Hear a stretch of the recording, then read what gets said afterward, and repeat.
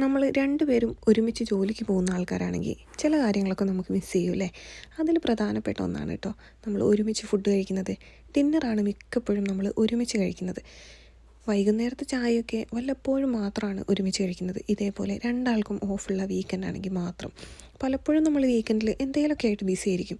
ഇത്തവണ എന്നാൽ പ്രത്യേകിച്ച് ഒരു പരിപാടിയില്ലാതെ ഫ്രീ ആയിട്ടുള്ളൊരു വീക്കെൻഡാണ് കേട്ടോ.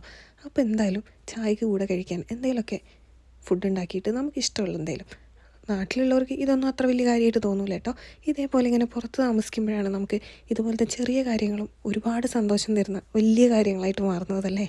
അപ്പോൾ പറഞ്ഞു വന്നത് വേറൊന്നുമല്ല, ഇന്ന് വൈകുന്നേരം നമ്മൾ ചായക്ക് കൂടെ കഴിക്കാൻ പഴംപൊരി ഉണ്ടാക്കുകയാണ് കേട്ടോ. ഞാൻ എപ്പോഴും പഴംപൊരി ഉണ്ടാക്കുമ്പോൾ ലാസ്റ്റ് കുറച്ച് മാവ് ബാക്കി വരുമല്ലോ. അങ്ങനെ വരുമ്പോൾ ഞാൻ അതിൽ കുറച്ച് ഡേറ്റ്സ് ഇട്ടിട്ട് അതും കൂടെ ഒന്ന് വറുത്തെടുക്കും കേട്ടോ. ഡേറ്റ്സ് ഇങ്ങനെ ഈ മാവിൽ മുക്കി പൊരിക്കുമ്പോൾ നല്ല ടേസ്റ്റാണ് കേട്ടോ. നിങ്ങൾ ഇതുവരെ ട്രൈ ചെയ്തിട്ടില്ലെങ്കിൽ ഒന്ന് ട്രൈ ചെയ്ത് നോക്കണേ. അപ്പോൾ ദേ പറഞ്ഞ സമയം കൊണ്ട് നമ്മുടെ പഴംപൊരിയും കുറച്ച് ഡേറ്റ്സും പിന്നെ ചായയും ഒക്കെ റെഡിയായി. ഇനി ഞങ്ങൾ കഴിക്കട്ടെ കേട്ടോ. അപ്പോൾ ശരി, ബൈ.